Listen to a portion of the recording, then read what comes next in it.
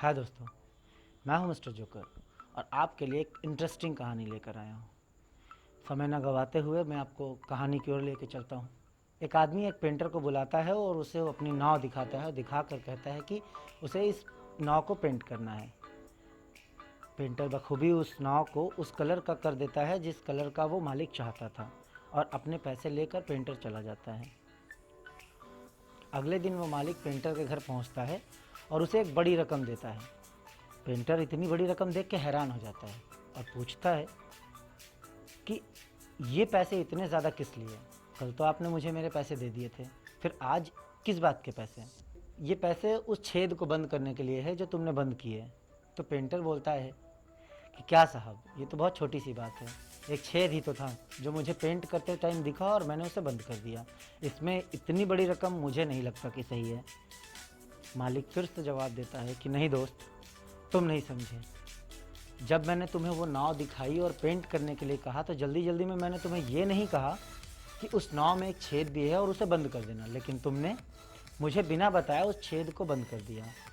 और जब मैं आज घर आया तो मेरी बीवी ने मुझे बताया कि मेरे दोनों प्यारे बच्चे उस नाव को लेकर नौकायन के लिए समुद्र की ओर गए हैं।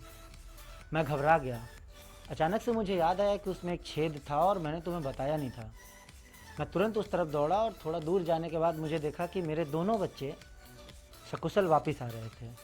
अब तुम समझ सकते हो कि मुझे कितनी खुशी हुई होगी। ये पैसे तो कुछ भी नहीं है उसके सामने।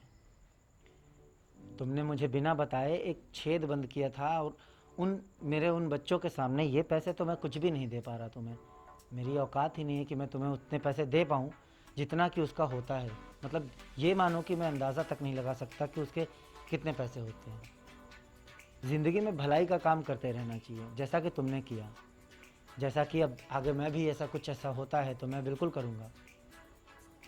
मतलब वो नाव का सिर्फ एक छोटा सा छेद नहीं था, मेरी ज़िंदगी थी, मेरे बच्चे थे वो। अगर तुमने उन्हें बंद ना किया होता तो शायद आज मैं कौड़ी का 3 था। मेरे पास ये पैसे, ये दौलत किस काम की?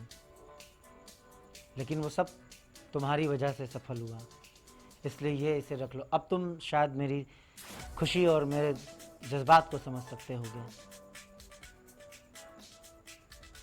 तो दोस्तों, इस कहानी से मैंने सिर्फ ये आपको बताने की कोशिश की है कि ज़िंदगी में छोटा से छोटा कुछ भी, किसी का कुछ ऐसा छोटा कार्य हो जिसे जिसे लगे कि सहायता करके हमें खुशी मिलती है, तो वो काम हमें कर देना चाहिए।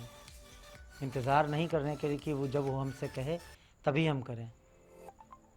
हमें अपना काम करते रहना चाहिए, जैसा कि आज इस नाव वाले ने किया। मैं अपने उन सभी दोस्तों का शुक्रगुज़ार हूँ जिन्होंने जाने अनजाने में कभी भी मेरे ज़िंदगी की नाव को रिपेयर किया या मुझे जाने अनजाने बिना बिना बताए उन्होंने मेरी सहायता की। और वादा करिए कि आप भी जब आपको मौका मिले तब किसी की सहायता ज़रूर करेंगे। हमारी अगली स्टोरी के लिए आप इंतज़ार करें।